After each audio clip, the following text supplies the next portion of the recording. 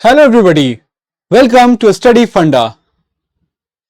जैसा कि हमने आपसे प्रॉमिस किया था कि हम अर्जुना सीरीज के थ्रू आपके करंट अफेयर्स को काफी आसान बना देंगे और CAPF 2025 की तैयारी में आपके लिए अहम भूमिका निभाएंगे। तो उसी कड़ी में ये हमारा दूसरा वीडियो जिसमें हम पढ़ेंगे अक्टूबर के सारे इंपॉर्टेंट करंट अफेयर्स। हमने प्रॉमिस किया था कि अर्जुना इनिशिएटिव आपके लिए करंट अफेयर्स का वन स्टॉप सॉल्यूशन होगा। तो आइए इस वीडियो को हम शुरू करते हैं जिसमें हम बात करेंगे अक्टूबर के सारे इंपॉर्टेंट करंट अफेयर्स के बारे में। उससे पहले कुछ इंपॉर्टेंट चीजें जो हम आपसे चाहते हैं। सबसे पहले तो आपको इस वीडियो को कंप्लीट तरीके से देखना है। उसके बाद इस वीडियो में कुछ ना कुछ मैं क्वेश्चंस आपसे पूछूंगा और तीसरा काम आपको यह करना है कि आपको ये वीडियो देखने के बाद जाके इस टेलीग्राम चैनल पे इसके PDF को डाउनलोड करना है और समझना है कि आखिर मैंने आपको पूरे क्लास में पढ़ाया क्या था। इससे आपका एक रिवीजन भी होगा और साथ के साथ आप ये पूरा का पूरा करंट अफेयर्स कंप्लीट करते हुए चलेंगे। तो आइए शुरू करते हैं। इस वीडियो के को देखने वाले व्यूअर्स के लिए खासकर ये जो कूपन है SSG CAPF, इसको अगर आप अप्लाई करते हैं तो आपको मंथली करंट अफेयर्स की जो पूरी की पूरी सीरीज है, जो हमारी करंट अफेयर्स की मैगजीन्स हैं, वो आपको एट 444 मिल जाएगी। तो आप इस ऑफर का लाभ उठा सकते हैं। फिर देखते हैं हमारे टॉपिक्स क्या क्या होंगे। पहली बात, person in news, awards, sports, defence, science and tech, environment, economy, international news, national news and then miscellaneous things. ठीक है।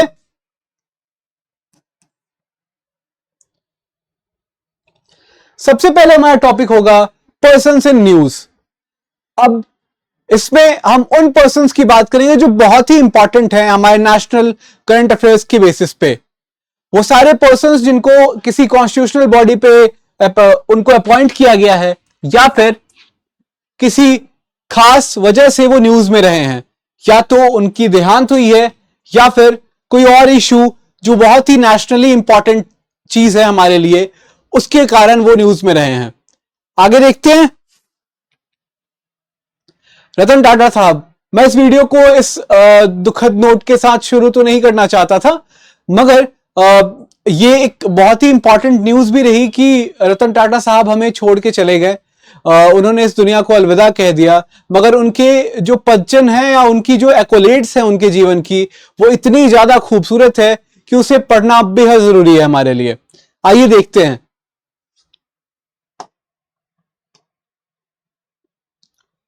उनका जन्म बॉम्बे प्रेसिडेंसी में हुआ था, जो कि ब्रिटिश इंडिया का टाइम था उस टाइम पे। ठीक है। इंडस्ट्रियलिस्ट और फिलैंथ्रोपिस्ट थे। चेयरमैन एमेरिटस थे टाटा सन्स के। 86 की एज में उनका देहांत हो गया ब्रीच कैंडी हॉस्पिटल में मुंबई में। 28 दिसंबर 1937 में उनकी पैदाइश हुई थी। ठीक है। बाद में 1961 से उन्होंने टाटा ग्रुप को स्टार्ट किया और टाटा स्टील के साथ उसे टेक ओवर किया। बाद में चेयरमैन बनते हैं 1991 में और 2012 तक रहते हैं। ठीक है। अब देखिए, ये जो अवार्ड्स है ना, ये अक्सर बहुत सारे स्टेट सर्विसेज के एग्जामिनेशन में पूछ लिए जाते हैं।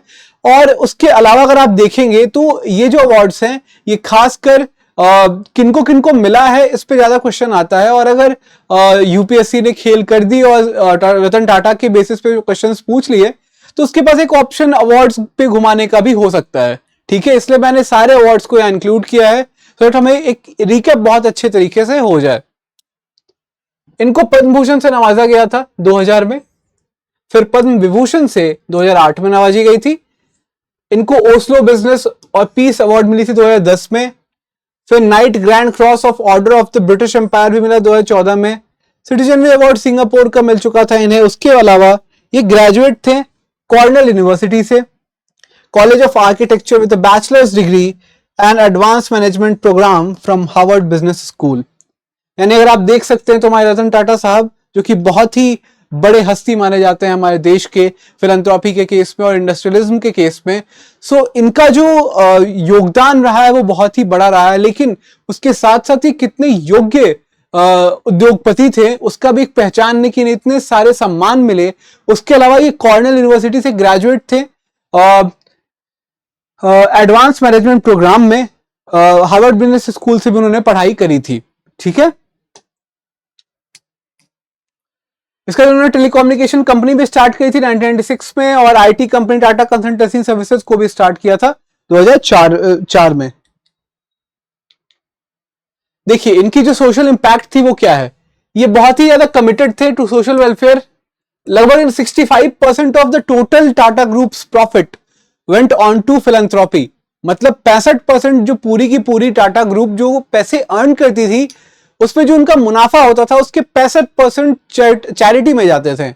इनफैक्ट ऐसे ऑर्गेनाइजेशंस को जाते थे जो कि कॉर्पोरेट एंड सोशल रिस्पॉन्सिबिलिटी में बहुत ज्यादा काम कर रहे होते थे। उसके अलावा जो इनके कर्मचारी थे उनको भी ये लोग बहुत ज्यादा वेलफेयर प्रोग्राम्स के थ्रू इन्वॉल्व कर रखे थे, on company level, on private level, even जो गवर्नमेंट वेलफेयर स्कीम्स है उसके अलावा भी टाटा ट्रस्ट बहुत सारे, ऐसा कहा माना जाता है कि टाटा ट्रस्ट ऑलमोस्ट सरकारी जॉब है because of the perks, because of the welfarism Tata trust generally professes between the people that they generally employ in their company.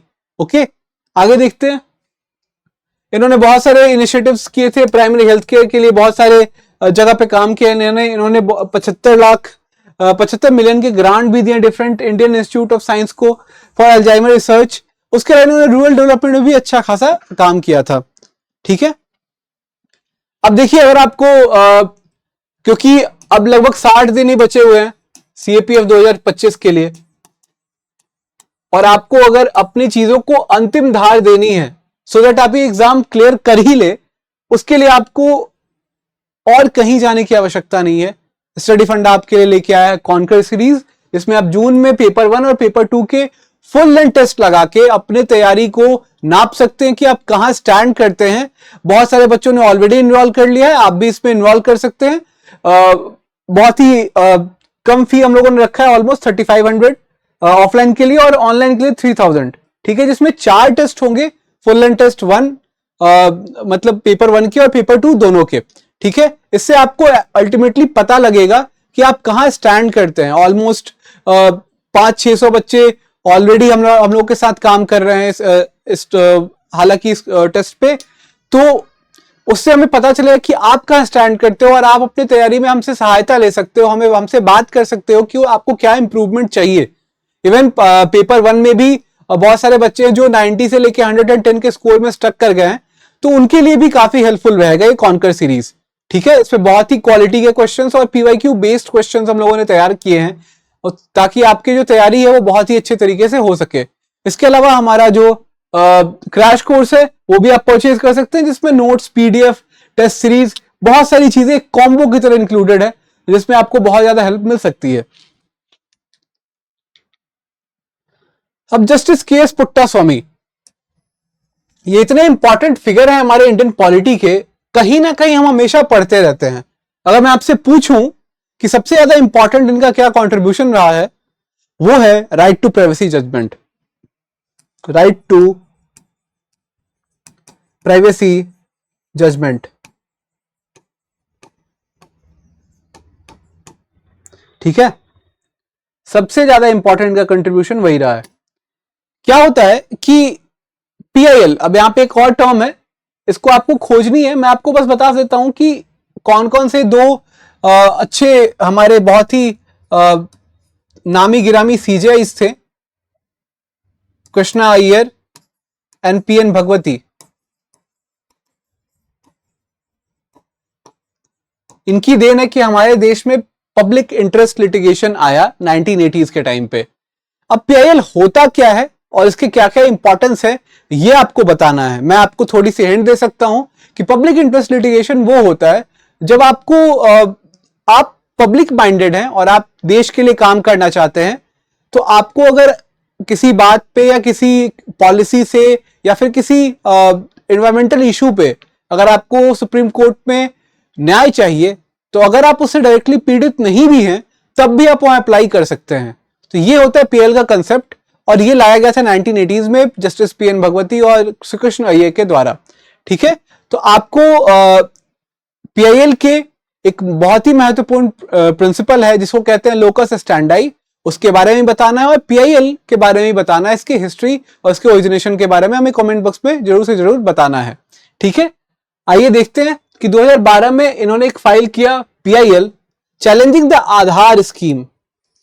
आधार में बहुत सारे प्राइवेसी की इश्यूज आए थे जब आधार को फॉर्मुलेट किया गया था हमारे कंट्री में, तो 2012 में बहुत सारे इश्यूज ऑन टॉप थे। तो हमारे जस्टिस पीएन भगवती साहब, सॉरी केएस पुट्टास्वामी साहब ने चैलेंज किया था आधार स्कीम को सुप्रीम कोर्ट में, और उससे एक लैंडमार्क सुप्रीम कोर्ट जजमेंट आया 2017 में, जिसमें हमारे फॉर्मर डीवाई चंद्रचूड़ साहब, DY Chandrachud, CJI DY Chandrachud, इन्होंने एक जजमेंट प्रोनाउंस किया और बताया कि राइट टू प्राइवेसी पार्ट है फंडामेंटल राइट का under article 21 of Indian constitution. तो this was a very important judgement उस टाइम के हिसाब से, इसलिए अभी अभी इनकी जब देहांत हुई जस्टिस पुट्टास्वामी की, तो ये न्यूज वापस से हमारे सुर्खियों में बना और हमने एक बहुत ही बड़े सीजेआई को खो दिया, आई मीन बहुत ही बड़े जस्टिस को खो दिया, जो कि बहुत ही नजरिए से बहुत ही दूरदृष्टा होकर हमारे लिए बहुत सारे पीआईएल्स को उन्होंने दाखिल किया और बहुत सारे पीआईएल पे उन्होंने जजमेंट दिया और हेल्प भी किया हमारे डिफरेंट गवर्नमेंट पॉलिसीज को शेप करने के लिए। ठीक है, आगे देखते हैं। और क्या है कि इन्होंने आधार वर्डिक्ट को इन्फ्लुएंस किया, उसके अलावा इनके और भी इंप्लीकेशंस रहे। इन्होंने पर्सनल ऑटोनॉमी में बहुत सारे काम किए, स्टेट सर्विलांस को रोकने के लिए इन्होंने बहुत सारे पीआईएल लगाए और बहुत सारे जुरिस्प्रूडेंस को शेप करने की कोशिश करी, like LGBTQ and reproductive freedoms. तो आप देख सकते हैं कि हमारे जो न्यायपालिका है या जुडिशरी की जो व्यवस्था है उसमें जस्टिस पुट्टास्वामी का कितना बड़ा रोल रहा है। ठीक है, अब देखिए जो क्लॉडिया शीनबॉम है, यानी ये मोहतरमा, ये मेक्सिको की सबसे पहली महिला प्रेसिडेंट बन जाती हैं अक्टूबर में।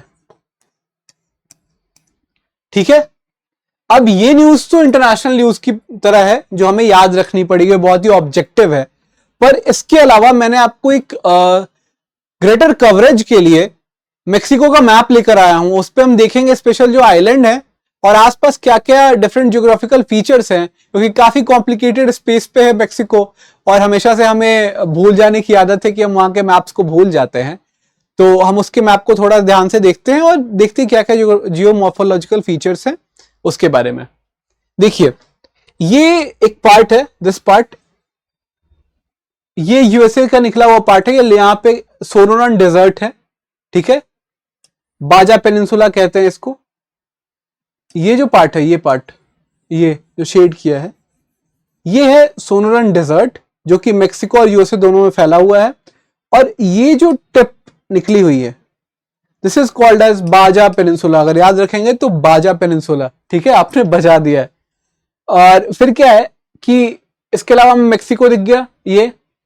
अब गल्फ ऑफ मेक्सिको को अभी डोनाल्ड ट्रंप ने कहा है कि इसका नाम कुछ और रखेंगे। ठीक है, ये आपको कमेंट बॉक्स में बताना है, क्योंकि बहुत ही रीसेंट की न्यूज है कि मेक्सिको को वो क्या कहना चाहता है। मेक्सिको के जो गल्फ है उसको एक नया नाम देना चाहता है डोनाल्ड ट्रंप।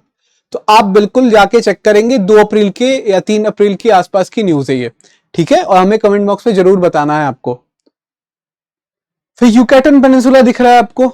ठीक है, ये है यूकैटन पेनिनसुला, ये फ्लोरिडा है। यहीं पे नासा की जो स्पेस स्टेशन है वो फ्लोरिडा में ही है। ये स्टेट ऑफ फ्लोरिडा है। यहां हवाना, क्यूबा की राजधानी हवाना, यहां पे हवाना सिंड्रोम है। हवाना सिंड्रोम में बहुत ही इंटरेस्टिंग इश्यू है, अगर आप पढ़ेंगे तो आपको काफी सही लगेगी। उसके अलावा Jamaica, Dominican Republic, Puerto Rico, lake Maracaibo यहां वेनेजुएला में है। ठीक है, Costa Rica, San Jones and Panama. फिर गैलापागो आइलैंड जो है ये इक्वाडोर की आइलैंड है। ठीक है, इक्वाडोर यहां रहा। आगे देखते हैं, आई होप ये मैप क्लियर हो गई होगी आपके लिए। अब अवार्ड्स एंड ऑनर्स की हम बात करेंगे कि क्या क्या अवार्ड्स जो थे वो इंपॉर्टेंट रहे अक्टूबर महीने में, और कुछ ऐसे अवार्ड्स भी हैं जो बहुत ज्यादा इंपॉर्टेंट नहीं है पर मैंने फिर भी इंक्लूड किया as a list, so that आपको जब आपको एक्स्ट्रा पढ़ना पड़े उससे बचने के लिए आपके लिए अवार्ड्स में एक्स्ट्रा अवार्ड्स भी इंक्लूड कर रखे हैं। सबसे पहले हम देखेंगे 54th दादा साहब फाल्के अवार्ड।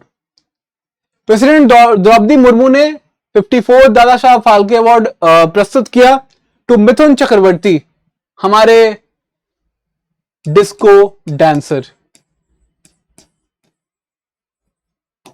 आपको पता है मिथुन चक्रवर्ती के बहुत सारे जो गाने हैं ना वो रशिया में बहुत ही प्यार से सुने जाते हैं। He is quite popular in Russia. अगर आप इंडिया में उनको भूल भी जाओगे तो रशियंस इतने प्यार से उनके सारे गाने को सुनते हैं। अगर आपको खोजना है तो आप इसके बारे में न्यूज जाके पढ़िए, आपको काफी इंटरेस्ट आएगा और आपको पता चलेगा कि Mithun Chakraborty being from a small family of West Bengal और बंगाल करेंटली, सो वहां से निकल के उन्होंने कितनी बड़ी ख्याति हासिल करी, जिसमें बहुत सारे इंपॉर्टेंट माइलस्टोन्स हैं उनके नाम पे, आप बेहतर तरीके से देख पाएंगे। विज्ञान भवन न्यू दिल्ली में सेरेमनी थी। 78th नेशनल फिल्म अवार्ड भी मिला था यहाँ पे बहुत सारे लोगों को। मिथुन चक्रवर्ती क्या अचीवमेंट है, इनकी एक्टिंग डेब्यू हुई थी मृगया से, इनको नेशनल अवार्ड मिले था बेस्ट एक्टर के लिए उस टाइम पे भी। तहादेर कथा बेस्ट एक्टर के लिए मिला था 1992 में, ये बंगाली मूवी है। Swami Vivekananda best supporting actor के लिए इनको 1998 में एक और अवार्ड मिली थी। आइकॉनिक मूवीज क्या है, डिस्को डांसर 1982 जिसकी बात कर रहा था मैं, अग्निपथ, उसके बाद कसम पैदा करने वालों की और कमांडो जैसी मूवी इन्होंने की है। दादा साहब फाल्के अवार्ड जो है वो हाईएस्ट सिनेमा अवार्ड है, 1969 में से कॉन्स्टिट्यूट किया गया था। सबसे पहले देविका रानी जी को दिया गया था, उसके बाद उनको पहली लेडी ऑफ इंडियन सिनेमा के नाम से जाना जाता है। उन्होंने कर्मा में डेब्यू करी थी 1933 में और उन्होंने बॉम्बे टॉकीज को फाउंड किया था 1934 में। ठीक है, ये अवार्ड नेम किया गया आफ्टर दादा साहब फाल्के जो फादर थे इंडियन सिनेमा के। इसको ministry of information and broadcasting देता है, उसके अंतर्गत डायरेक्टरेट ऑफ फिल्म फेस्टिवल जो है वो देता है। इसमें क्या क्या चीजें होती है, एक स्वर्ण कमल मेडालियन होता है, एक मेडल होती है स्वर्ण कमल, एक शॉल होती है और 10 लाख की कैश प्राइज होती है। ठीक है, for the contribution to Indian cinema. अब 70th नेशनल फिल्म अवार्ड देख लेते हैं, सेम विज्ञान भवन में ये भी दी गई थी। तो बेस्ट फिल्म क्या है, पोनियन सेल्वन है। ये अगर आप मूवी के बारे में बात करेंगे तो ये चोला एम्पायर पे बेस्ड मूवी है, चोला एम्पायर पे बेस्ड मूवी है। आपको इसके 2 सीरीज आए, PS1 एंड PS2। ठीक है, चिया विक्रम करके एक साउथ के एक्टर हैं और हमारे यहां से ऐश्वर्या राय और बहुत सारे और एक्टर्स ने भी उसमें अभिनय किया है। Best feature film Aattam the play, एक मलयालम फिल्म है, उसको बेस्ट फीचर फिल्म का अवार्ड मिला। बेस्ट एक्टर ऋषभ शेट्टी को मिला जो कि कंतारा में बहुत ही भयावह, बहुत ही खतरनाक और बहुत ही अदम्य रोल उन्होंने किया है। अगर आप देखेंगे तो बहुत ही प्यारा रोल है। आई होप आप लोग बहुत सारी मूवीज देखते होंगे तो आपने कंतारा देखी होगी। बेस्ट डायरेक्टर क्या है, सूरज बड़जात्या को मिला है फॉर ऊंचाई। ऊंचाई एक बहुत ही वेटरन किस्म की मूवी है जिसमें 60-70 साल के 3 बूढ़े व्यक्ति बहुत सारे इंपॉर्टेंट अपने जीवन के माइलस्टोन्स को अचीव करते हैं while battling with different health conditions. उसके बेस्ट एक्ट्रेस नित्या मेनन को मिला है तिरुचित्रा बलम तमिल मूवी के लिए। मानसी पारेख को कच एक्सप्रेस के लिए मिला है। Best debut film of a director Fouja Haryanvi film को मिला है। Best actor in supporting role Pawan Raj Malhotra को for Fouja. Best child artist मिला है श्रीपति फॉर मल्लिकापुरम मलयालम मूवी। ठीक है, तो ये हमारे 70th नेशनल फिल्म अवार्ड हैं जो कि दादा साहब फाल्के अवार्ड के साथ मिले हैं। अब देखिए और आईफा अवार्ड है, बहुत ज्यादा आईफा तो इंपॉर्टेंट नहीं है पर फिर भी मैंने इंक्लूड कर लिया है। Best film Animal Sandeep Reddy Vanga, I hope सबने देखी होगी एनिमल। ठीक है, best actor Shahrukh Khan for Jawan and best actress Rani Mukerji for Mrs Chatterjee versus Norway.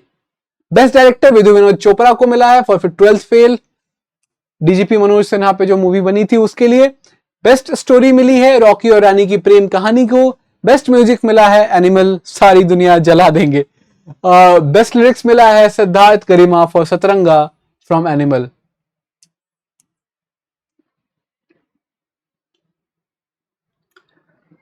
अब देखिए, जो सबसे ज्यादा इंपॉर्टेंट अवार्ड है अक्टूबर मंथ के, वो है हमारे नोबेल प्राइजेस। अक्सर बहुत सारे एग्जामिनेशंस में इंक्लूडिंग सीएपीएफ आपको क्या होता है कि यूपीएससी जो है उस साल के सबसे बड़े इन्वेंशन को जो अवार्ड मिली है नोबेल प्राइज, उस इन्वेंशन के बारे में पूछ लेता है और पूछता है कि ये किस चीज से रिलेटेड है। तो हम इसमें नोबेल प्राइज विनर्स की तो बात करेंगे ही करेंगे, लेकिन उनके इन्वेंशंस के बारे में, उनके कॉन्ट्रीब्यूशंस के बारे में भी थोड़ा जानेंगे। आइए देखते हैं। जॉन जे हॉपफील्ड को हॉपफील्ड नेटवर्क उन्होंने बनाई है। एक ऐसा टाइप है रिकरेंट न्यूरल नेटवर्क का जो कि मिमिक करता है ह्यूमन एसोसिएटिव मेमोरी। अब देखिए, ह्यूमन की एक एसोसिएटिव मेमोरी होती है। हम लोग किसी चीज को पहले से अगर जानते हैं तो उसको दोबारा जानते वक्त हम उससे फेमिलियर महसूस करते हैं। दिस इज एसोसिएटिव मेमोरी, ठीक है। तो जॉन जे हॉपफील्ड साहब ने एक हॉपफील्ड नेटवर्क बनाया जो कि एक रिकरेंट नेटवर्क है, जो कि ह्यूमन की एसोसिएटिव मेमोरी को मिमिक करता है। सॉरी। और जियोफ्रे हिंटन, जिनको इनके साथ संयुक्त रूप से मिला था प्राइज, उन्हें गॉडफादर ऑफ एआई बुलाया जाता है, ठीक है। इन्होंने एडवांस मशीन लर्निंग के लिए डेवलप किया न्यूरल नेटवर्क और इंट्रोड्यूस किया बोल्ट्जमैन मशीन, जो कि बहुत सारे डेटा को, प्रोग्राम डेटा को याद करने में या उसे प्रोसेस करने में हेल्प करता है। सो अगर आप देखेंगे तो नोबेल प्राइज इन फिजिक्स मिली थी जॉन जे हॉपफील्ड को और जियोफ्रे हिंटन को संयुक्त रूप से मिली है 2024 में। और इन लोगों ने, पहले ने न्यूरल नेटवर्क पे काम करी और दूसरे ने ऐसे न्यूरल नेटवर्क पे काम करी है जो कि एआई को रीड करने में या उसे ट्रेन करने में हेल्प करेगा। नेक्स्ट देखिए नोबेल प्राइज इन फिजिक्स में, और ये हैं जॉन जे हॉपफील्ड साहब और जियोफ्रे हिंटन साहब, ठीक है। इनकी जो वर्क है उसको यूटिलाइज किया जा सकता है स्टैटिस्टिकल फिजिक्स में to model how interconnected nodes and analogous to neurons can process and store information bridging physics and artificial intelligence.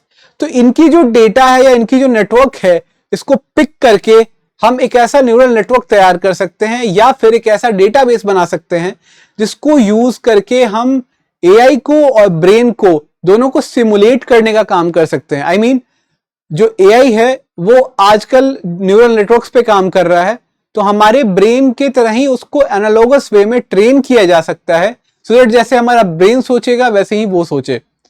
तो ये इनकी सबसे मेजर कंट्रीब्यूशन थी जिसके लिए इनको नोबेल प्राइज 2024 इन फिजिक्स दिया गया। Next Nobel prize in chemistry, David Baker, Demis Hassabis और जॉन एम जंपर। अगर आपको ऐसे याद रखना है तो BHJ, Baker, Hassabis and Jumper. Baker को कंप्यूटेशनल प्रोटीन डिजाइन के लिए मिला, पर इन दोनों को प्रोटीन स्ट्रक्चर के प्रोडक्शन के लिए मिला।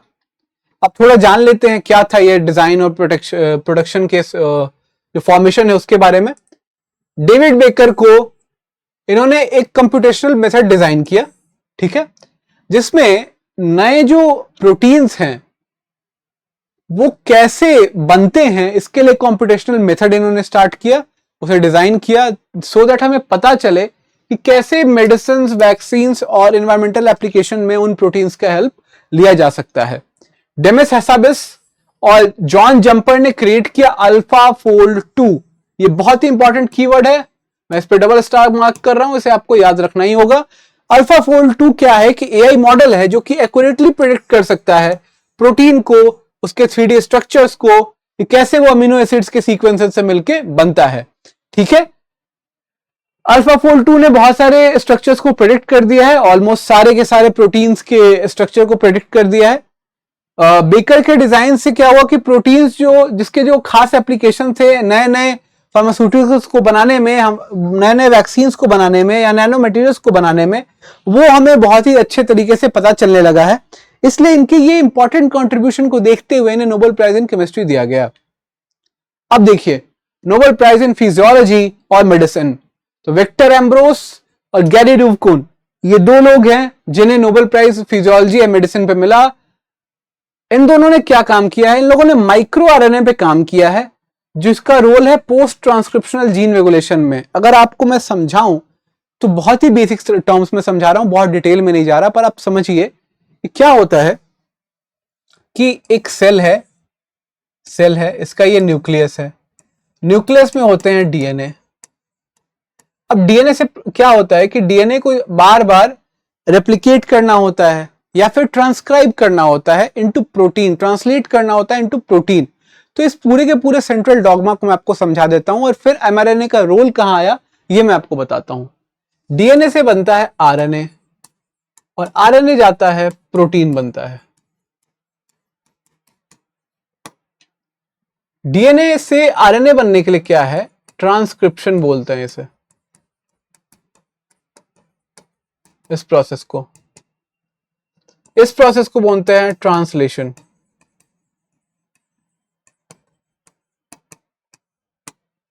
ठीक है।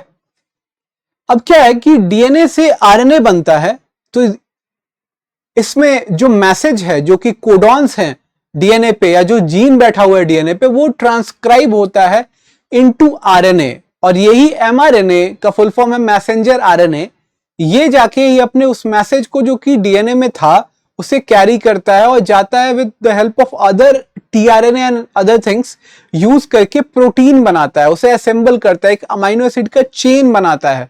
तो ये जो गैरी रुवकुंड और विक्टर एम्ब्रोस हैं, इन दोनों ने मिलके एक माइक्रो आरएनए का रोल डिफाइन किया जो कि पोस्ट ट्रांसक्रिप्शनल जीन रेगुलेशन में हेल्प करता है। अब यहां पे माइक्रो आरएनए है, ठीक है, जिसको मैंने आपको नहीं बताया पर अब मैं बताता हूं आपको माइक्रो आरएनए। आपने बेसिक ये समझ लिया, अब सुनिए माइक्रो आरएनए क्या होता है। अब क्या है कि जो आरएनए है ना, इसका रोल बहुत सारे जीन्स को रेगुलेट करने में भी होता है। तो जो माइक्रो आरएनए है ना, इनको mRNA लिखते हैं, ये प्रोड्यूस होते हैं और डिफरेंट डीएनए या आरएनए के स्ट्रैंड्स को साइलेंस करते हैं बाय कॉम्प्लीमेंटारिटी। एक कॉम्प्लीमेंट्री स्ट्रैंड होता है और एक कोडॉन स्ट्रैंड होता है या कोडिंग स्ट्रैंड होता है। उन दोनों को जाके चिपक के या उन दोनों के साथ बेस पेयरिंग करके ये उसके खास मैसेज को रोक सकते हैं, इसलिए माइक्रो आरएनए का बहुत ज्यादा इंपॉर्टेंट रोल हो जाता है। अब नोबेल प्राइज लिटरेचर में किनको मिला, हान कांग को मिला। ये बहुत ही इंटेंस पोएटिक प्रोज लिखती हैं जो कि हिस्टोरिकल ट्रॉमास और फ्रेजिलिटी ऑफ ह्यूमन लाइफ के बारे में लिखती है। जैसे अब सबके जीवन में बहुत सारे दुख हैं, कोई किसी ना किसी दुख से पीड़ित है और किसी को जॉब चाहिए, किसी को पढ़ाई करनी है, किसी की पढ़ाई नहीं हो पा रही, किसी के मार्क्स नहीं आ पा रहे, जो जॉब में उसे पैसे नहीं मिल रहे हैं और इवन अंबानी साहब तक परेशानी है कि हम पैसे अगर ज्यादा आ गए तो पैसे रखे कहां पे।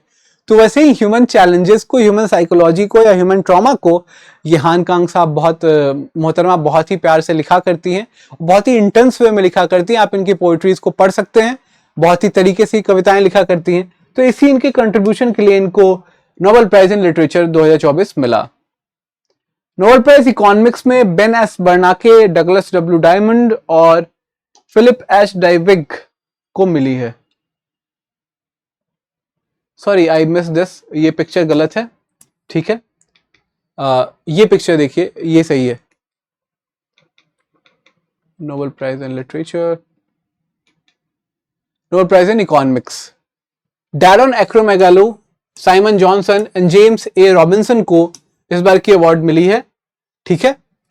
इनका वर्क क्या है, इंक्लूसिव इंस्टीट्यूशंस के बारे में बात करते हैं। अब इंक्लूसिविटी क्या होती है कि जहां पे भी जो पुअर सेक्शंस हैं या फिर वेल ऑफ सेक्शंस है सोसाइटी के, उन दोनों को बराबर का अधिकार मिले to grow and to proliferate in a way कि उनकी जो मानसिक और जो उनके नंबर्स की जो आवश्यकता है वो बहुत ही भरपूर तरीके से और वो विकास के क्रम में हाथ मिला के या साथ में साथ मिला के चल पाए, ठीक है।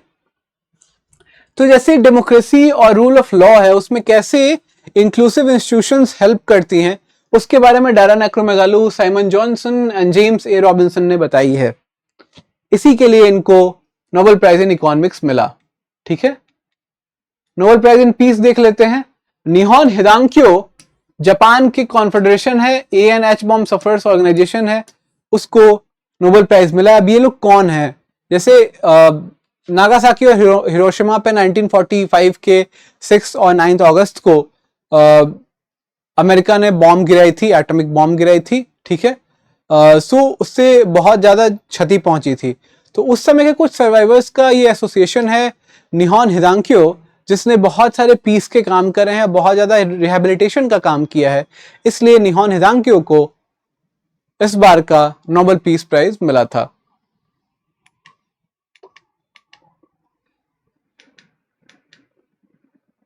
अब देखिए, मैं आपको समझाता हूं कि कौन से कैटेगरी की प्राइज कौन सी ऑर्गेनाइजेशन है नॉर्वे की वो देती है और क्या क्या उसका मेन फोकस है।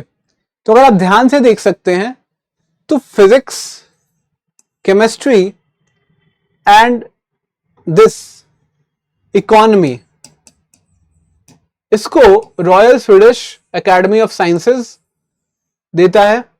ठीक है, Swedish Academy literature, poetry, prose के केस में नोबेल प्राइज इन लिटरेचर देती है। पीस और डिप्लोमेसी के नॉर्वेजियन नोबेल कमिटी ओस्लो की जो है वो पीस वाली अवार्ड करती है। और फिजियोलॉजी एंड बायोलॉजिकल साइंसेस के Nobel assembly eight Karolinska institute वो देती है ये अवार्ड। अब आप इसके सारे की फोकस को तो पहचान ही गए होंगे, मैंने ऑलरेडी आपसे बात कर ली है। Fifth national water award, Shrimati Droupadi Murmu ने फिफ्थ नेशनल वाटर अवार्ड दिया 2023 का एट विज्ञान भवन इन न्यू दिल्ली, यानी एक साल लेट ऑलमोस्ट ये अवार्ड मिली। पहला विनर कौन है? ओडिशा पहला विनर है, मैं ओडिशा पहले याद रखना होगा, फिर उत्तर प्रदेश है सेकंड विनर। ठीक है, बेस्ट डिस्ट्रिक्ट कैटेगरी में नॉर्थ जोन में बांदा यूपी और Ganderbal Jammu and Kashmir, west zone में इंदौर, साउथ जोन में विशाखापट्टनम, ईस्ट जोन में Bolangir Odisha, north east zone में ढलाई त्रिपुरा। ठीक है, और ये बहुत ज्यादा इंपॉर्टेंट नहीं है, अर्बन लोकल बॉडी अगर आप याद करेंगे तो सूरत बस याद रख लीजिएगा, ये सारे याद करने की नीड नहीं है। ठीक है, अब हम देखेंगे स्पोर्ट्स से रिलेटेड क्या क्या स्पेशल न्यूज थी अक्टूबर 2024 में।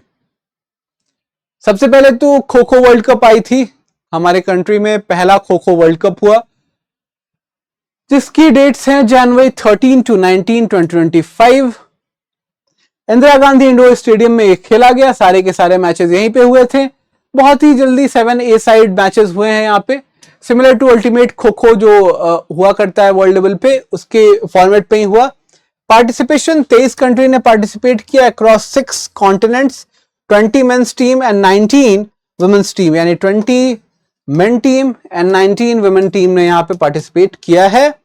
अगला जो खो खो वर्ल्ड कप होगा 2027 में बर्मिंघम इंग्लैंड में होगा। इंडिया की परफॉर्मेंस क्या है? नेपाल टीम को मेंस टीम ने हरा दिया 54-36 से। कैप्टन प्रतीक वायकर हैं जिन्होंने हराया है नेपाल टीम को। की प्लेयर रामजी कश्यप थे। वुमेन टीम ने 78-40 से नेपाल को हरा दिया, यानी इन दोनों ने मिलकर, मेन और वुमेन टीम दोनों, नेपाल की टीम को हराए हैं with this much score. Captain women team की प्रियंका इंगल हैं। नाजिया बीबी जम्मू एंड कश्मीर से हैं जो कि नोटेबल प्लेयर थी वुमेन टीम में। नोटेबल अचीवमेंट क्या है? इंडिया अनबीटन रहा पूरे के पूरे टूर्नामेंट में, और टूर्नामेंट के बेस्ट प्लेयर्स प्रतीक वायकर मेन में मिला और वुमेन में प्रियंका इंगल, दोनों जो कैप्टन्स थे बेसिकली उन्हें प्लेयर ऑफ द ईयर का अवार्ड भी मिला है, या प्लेयर ऑफ द टूर्नामेंट का अवार्ड भी मिला है। ईरानी कप 2024-25 का ईरानी कप खेला गया जिसमें मुंबई क्रिकेट टीम 15वीं टाइटल जीती है, कैप्टन बाई अजिंक्य रहाणे, जो कि अभी केकेआर को भी कैप्टन कर रहे हैं आईपीएल में। 2024-25 में उन्होंने ये खिताब जीता। ईरानी कप में उन्होंने रेस्ट ऑफ इंडिया को हराया। ये है अपना पूरा टीम। रेस्ट ऑफ इंडिया को कौन कैप्टन कर रहे थे? ऋतुराज गायकवाड़, जो कि सीएसके के कैप्टन थे बिफोर धोनी। अभी इस सीजन में धोनी के कैप्टन बनने से पहले Ruturaj Gaikwad was playing as a captain for CSK.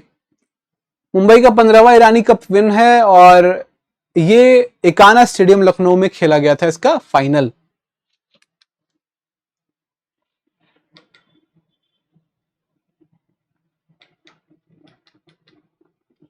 बैलन डियोर 2024 का बैलन डियोर देख लेते हैं। Winner Rodri, midfielder for Manchester city and Spain.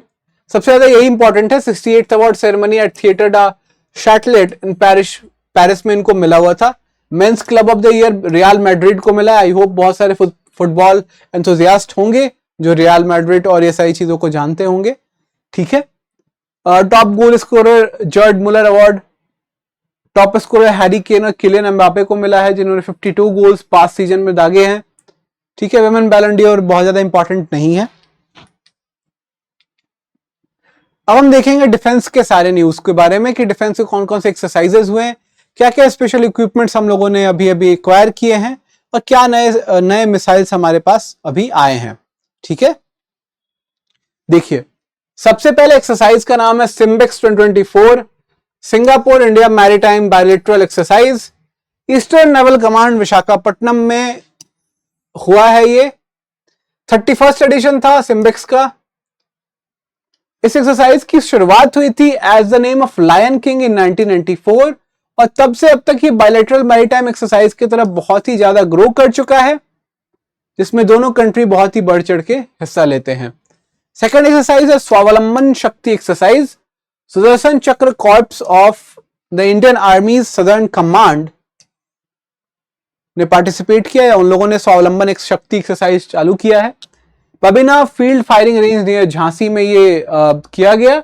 इसमें 1800 पर्सनल शामिल थे, 210 आर्मर्ड व्हीकल्स थे, 50 नए टेक्नोलॉजी इक्विपमेंट्स और 40 इंडस्ट्री पार्टनर्स को यहां पे शामिल किया गया था।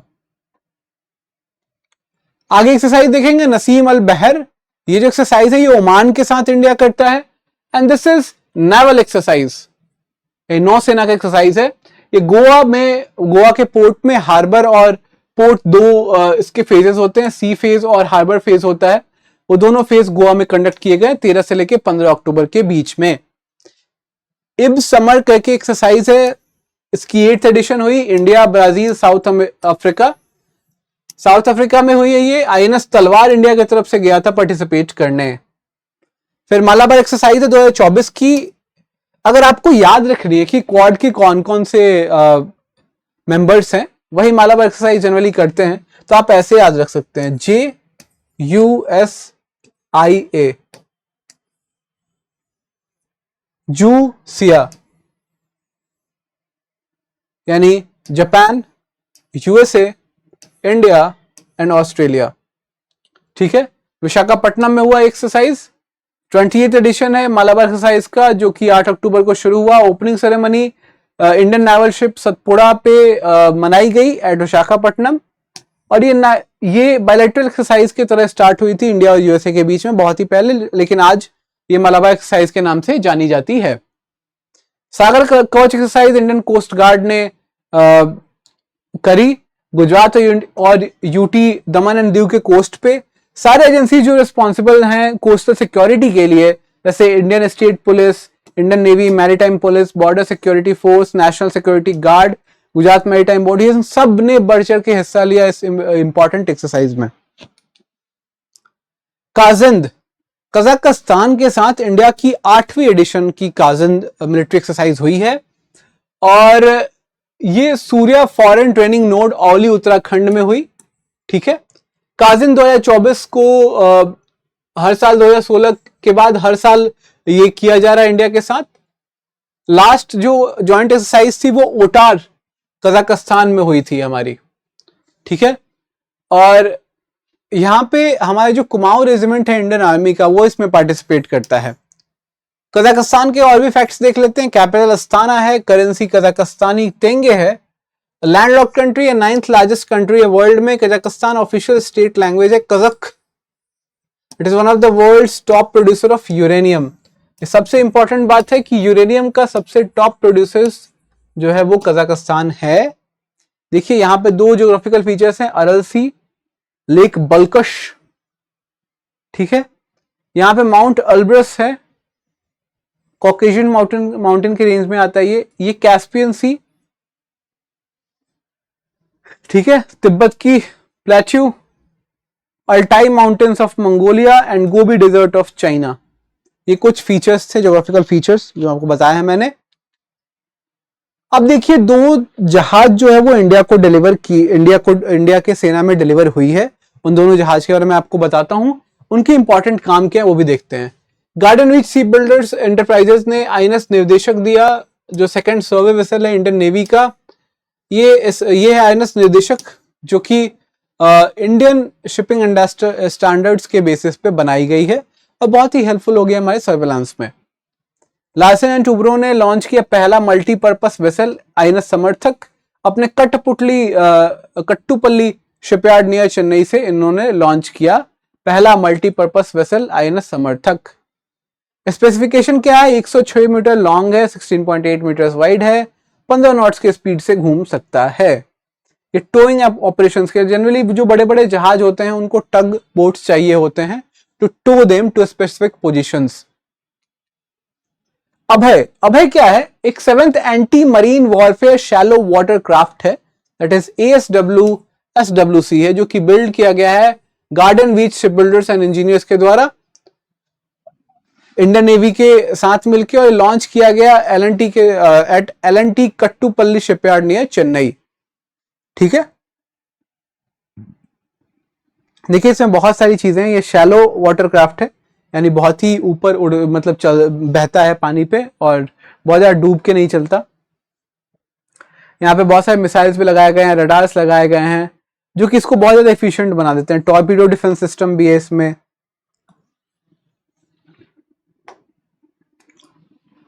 प्राइम मिनिस्टर नरेंद्र मोदी ने इनॉग्रेट किया Tata aircraft complex for manufacturing C295 aircrafts with Spanish counterpart Pedro Sanchez in Gujarat Vadodara.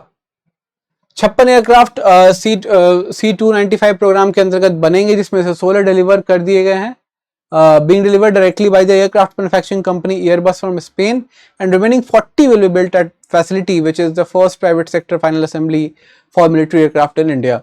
यानी जो स्पेन का जो पेरेंट ऑर्गेनाइजेशन है वो इसमें से 16 जो जहाजें हैं वो इंडिया को देगी। उसके अलावा जो 40 जहाज है वो यहीं पे गुजरात में बनाई जाएगी। C295 एक ट्रांसपोर्ट एयरक्राफ्ट है, 5 से 10 टन कैपेसिटी लेके जा सकता है कंटेम्प्रेरी टेक्नोलॉजी के साथ। ये एयरफोर्स की एजिंग एवरो 748 प्लेन्स को रिप्लेस करने की मादा रखता है। इंडिया ने अपने हेजिटेशन सारे खत्म कर दिए। अब आर्मेनिया जो है हमारा सबसे बड़ा वेपन सिस्टम्स का बोरोअर या खरीदार बन गया है। उसने 2 बड़े बड़े मिसाइल्स खरीदे हैं। आर्मेनिया कहां पे है अगर मैं आपको दिखाऊं मैप पे, तो हम पीछे चलते हैं। देखिए ये जो इलाका है ना, यहाँ पे आर्मेनिया और अजरबैजान करके 2 कंट्रीज हैं। ये आर्मेनिया, ये अजरबैजान है। हम आपको आगे भी मैप में दिखाएंगे।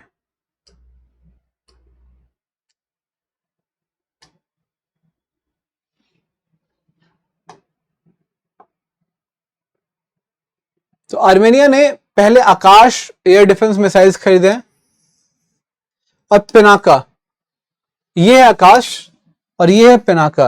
ये दोनों बड़े एफिशिएंट मिसाइल्स हैं हमारे कंट्री के। पिनाका तो ऑलमोस्ट जितने भी मिसाइल्स हैं उसे 40 सेकंड के अंदर छोड़ देता है दुश्मनों के ऊपर। अगर आप उसे टारगेट करके फिक्स करके छोड़ देते हो तो ये 12 के 12 मिसाइल्स लगभग 40 सेकंड के अंतर्गत सारी की सारी छलनी कर देंगे। So this was kind of weapon जिसके कारण पाकिस्तान को भी थ्रेट आ गई ऑपरेशन सिंदूर में, जब Pinaka was being diploid at the required border. अब देखिए ये रहा हमारा आर्मेनिया, जो बहुत ज़्यादा हमारे से आकाश और पिनाका खरीद रहा है। ये है अजरबैजान। पर यहाँ पे एक जगह है नगोर्नो कराबाख, यहाँ पे एथनिक टेंशन्स चल रहे हैं। तो अगर यूपीएससी आपसे पूछ ले कि ये एथनिक टेंशन्स कहाँ, ये रीजन कहाँ है, तो आप बता सकते हैं इजीली कि ये अजरबैजान और आर्मेनिया के बीच का टेंशन चल रहा है। आसपास और में आप देखेंगे, आप तो इधर जॉर्जिया है, इधर तुर्की है, ईरान है, तो ये सारी चीजें आपको याद रखनी होंगी। अब देखिए कुछ 2 चीजें हैं। सिलीगुड़ी कॉरिडोर में आपको बता देता हूँ, बहुत ज्यादा न्यूज में रह चुका है। अभी मोहम्मद यूनुस ने कुछ अजीब स्टेटमेंट्स दिए हैं इंडिया के खिलाफ, तो थोड़ा सा चिकन नेक कॉरिडोर पढ़ना इंपॉर्टेंट हो जाता है। उसके पहले हम थोड़ा सिक्किम देख लेते हैं। सिक्किम में गुरु डोंगमार लेक है, साउथ लोनाक लेक है। ये एक GLOF हुआ था 2 साल पहले, ग्लेशियल लेक आउटबर्स्ट फ्लडिंग, उसमें South Lhonak lake was involved. Nakula pass है, सोलाहामो लेक है, ठीक है। युमथांग वैली नेचुरल रिजर्व है, ठीक है। कंचनजंगा माउंटेन जो है वेस्टर्न पार्ट ऑफ सिक्किम में है। उसके बाद रुमटिक मॉनेस्ट्री साउथ वेस्टर्न सिक्किम में आता है। तीस्ता रिवर यहां से पास करती है, गैंगटॉक सोंगमो लेक के आसपास बैठा हुआ है। नाथुला पास, एंजेलेपला पास यहाँ पे है। बाबा हरभजन सिंह का मंदिर यहीं पे है, नाथुला पास के पास। आपने देखा हो कि भुवन बाम जो एक यूट्यूबर भी हैं, उन्होंने एक बाबा हरभजन पे एक छोटी सी शॉर्ट फिल्म बनाई थी। वो यूट्यूब पे अवेलेबल, अगर आप देखेंगे तो आपको पता चलेगा बाबा हरभजन सिंह क्यों फेमस है। नेक्स्ट, अगर आपको स्टडी फंडा के नोट्स चाहिए जो कि बहुत ही क्विक नोट्स है और बहुत ही टू द पॉइंट और पीवाईक्यू इंक्लूडेड नोट्स हैं, पीवाईक्यू को स्पेशली हम लोगों ने उसमें हाईलाइट किया है कि ये क्वेश्चन और ये जो इन्फॉर्मेशन हम आपको दे रहे हैं ये बहुत ही ज़्यादा पीवाईक्यू बेसिस पे इंपॉर्टेंट हो जाता है। तो अगर आपको ऐसे क्विक रिवीजन या स्मार्ट स्टडी और बहुत ही ज़्यादा ऑलमोस्ट जो कहते हैं ना कि कैप्सूल कोर्स टाइप चीज़ें चाहिए, so this is your one stop solution, जहां आप ये पूरी की पूरी नोट सीरीज खरीद सकते हैं 1999 में, और आपको अच्छा खासा कवरेज मिल जाएगा टुवर्ड्स द लास्ट टाइम, क्योंकि अक्सर हम लोग रिलाई करते हैं लास्ट मोमेंट पे जो शॉर्ट नोट्स होते हैं उस पे। तो ये शॉर्ट नोट्स ऑलरेडी स्टडी फंडा ने आप लोगों के लिए बना दिया है, तो आप इसको अवेल बिल्कुल कर सकते हैं। अब हम देखेंगे साइंस एंड टेक्नोलॉजी के सारे इंपॉर्टेंट करंट अफेयर्स। इसरो ने एक स्पैडेक्स मिशन अभी लॉन्च करी, जिसमें उन्हें एक चेजर और एक टारगेट सैटेलाइट दोनों को जोड़ना था। स्पेशली जो डॉकिंग बहुत ज्यादा इसमें यूज की गई है इसके टेक्स्ट में, अगर आप पढ़ेंगे तो डॉकिंग का मतलब ही होता है कि एक पहले सैटेलाइट छोड़ दी गई है, दूसरी सैटेलाइट आई और उससे जाके मिल गई, और वो दोनों एक कॉम्पोजिट सैटेलाइट की तरह बिहेव कर रहे हैं। ठीक है, so this is target and this is chaser. तो ये स्पैडेक्स मिशन के थ्रू इसरो ने अचीव कर लिया है। स्पैडेक्स क्या करेगा, इंडिया को एक एलीट ग्रुप में लेके जाएगा, जिसमें यूएसए, रशिया और चाइना स्पेस डॉकिंग में हेल्प करेंगे। ठीक है,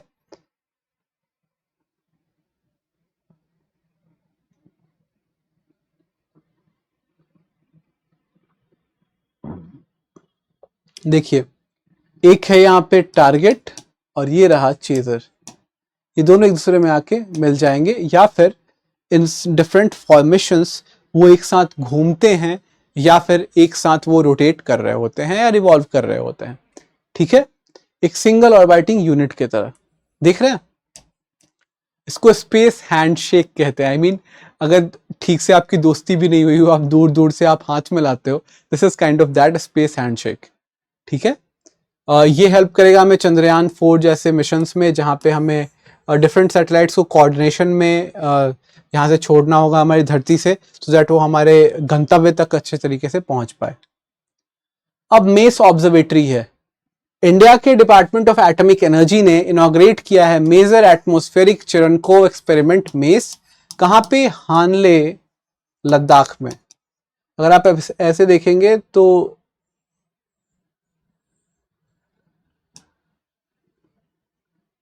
ये जो भारत का नक्शा है हमारा ऊपर वाला पार्ट, यहां पे है हानले,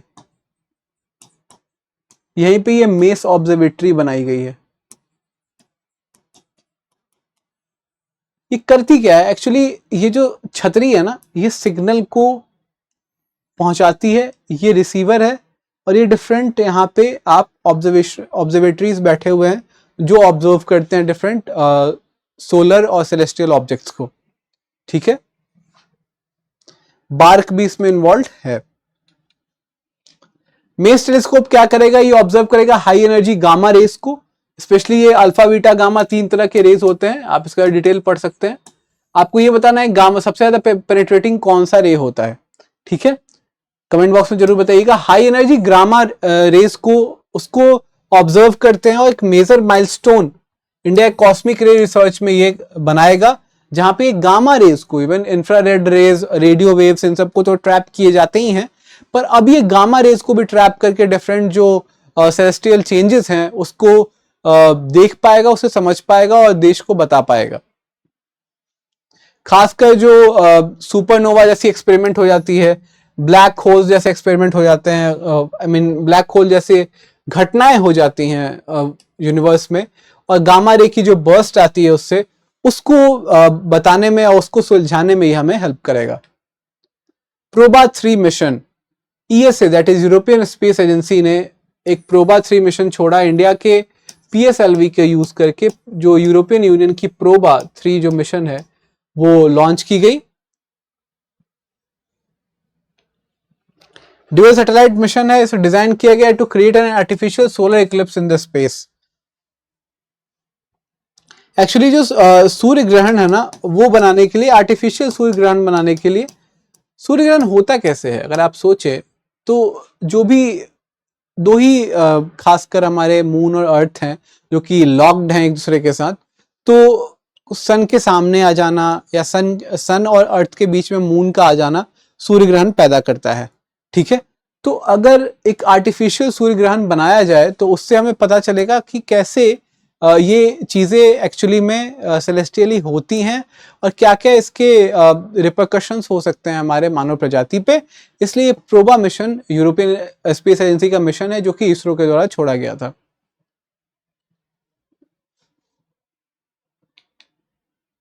ये प्रोबा 3 मिशन का अपना मतलब एक तरीके का जीआईएफ है, दैट इज एक एनिमेशन है। लूपेक्स इंडिया की 5वीं लूनर मिशन है, ठीक है, जो कि अप्रूव की गई है। ये कोलैबोरेशन है इसरो और जैक्सा का, Japan space exploration. Primary goal क्या है ल्यूपेक्स की? इन्वेस्टिगेट करना है present and distribution of water on the moon. अब मून पे पानी की खोज करनी है। अब देखिए इंसान धरती के तो सारे पानी पी के बैठा हुआ है, बहुत जगह पानी की क्राइसिस भी है, कहीं तो बारिश हो रही है तो 150 मिलीमीटर पर डे हो जा रही है लाइक इन मुंबई, और कहीं तो बारिश इतनी कम हो रही है विदर्भा जैसा रीजन जहाँ पे पानी ही बहुत कम है। ठीक है, फिर भी हमारे देश में पानी की क्राइसिस तो है ही।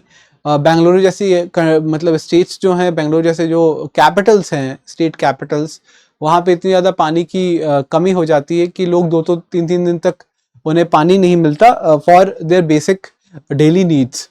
ठीक है, लूपेक्स रोवर ऑलमोस्ट 350 केजी का होगा, जो कि 26 किलो के प्रज्ञान रोवर से ज़्यादा होगा, जो कि चंद्रयान 3 में भेजा गया था, और लगभग ये 100 दिन रहेगा मून के सरफेस पे।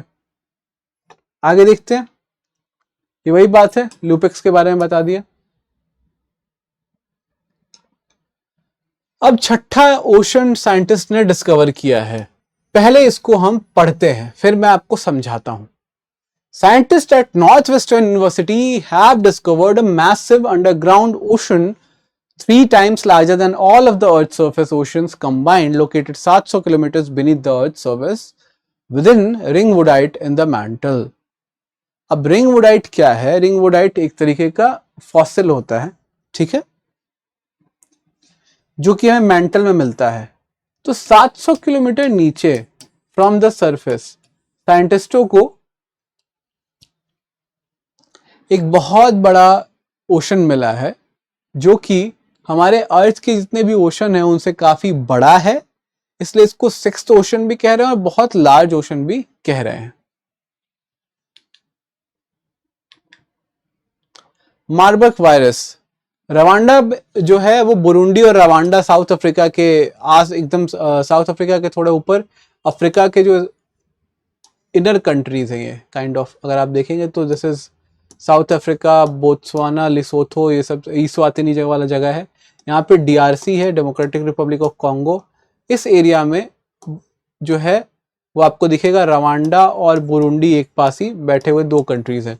ठीक है, तो रवांडा में मार्बर्ग वायरस का आउटब्रेक हुआ है बहुत ज़्यादा, ठीक है, जिसमें 46 कंफर्म इन्फेक्शन है, 12 डेथ्स हो गए। बहुत ही क्रोनिक डिजीज हो जाता है ऑलमोस्ट ये मार्बर्ग वायरस, जैसे इबोला और मार्बर्ग वायरस है, इसकी भी सीमर आई मीन हेमरेज हो जाती है। हेमरेज क्या होता है? एक तरीके का ब्लड का रिलीज है इन ब्रेन हेमरेज होना। ठीक है, सो ब्रेन हेमरेज कर सकता है, ये स्प्रेड करता है from fruit bat to animals, that is human. Fruit bat से,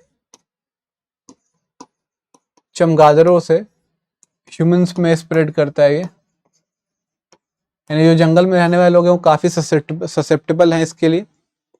ठीक है, कोई अप्रूव्ड ट्रीटमेंट नहीं है या वैक्सीन नहीं है मार्बर्ग वायरस के लिए अभी। इसको जर्मन टाउन ऑफ मार्बर्ग के नाम पे रखा गया जहां पे सबसे पहली बार डिटेक्ट किया गया था। मार्बर्ग जो है वो क्लोज कांटेक्ट से भी फैलता है, बॉडीली फ्लूइड से भी फैलता है, जैसे ब्लड, वोमिट, फीसेस, यूरिन, इन सब से भी फैलता है। आपको दिखा देते हैं कि ये सारे सिम्टम्स है इसके। पल्मोनरी इडेमा हो जाएगा। इडेमा क्या होता है? एक तरीके की स्वेलिंग होती है। स्किन रैशेज हो सकते हैं, मायोस्टाइटिस हो सकती है, डायरिया हो सकता है आपको, और उसके बाद पैनक्रियाटिक इन्फ्लेमेशन हो जाएगा, किडनी ट्यूबुलर एपिथेलियल न्यूक्रोसिस हो सकती है।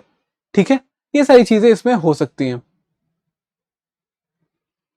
ट्रैकोमा, WHO ने डिटेक्ट किया है that government of India has eliminated trachoma as a public health problem. आंखों की एक कंडीशन होती है ट्रैकोमा, जिसे गवर्नमेंट ऑफ इंडिया ने रिमूव कर दिया, ऐसा वर्ल्ड बैंक का कहना है।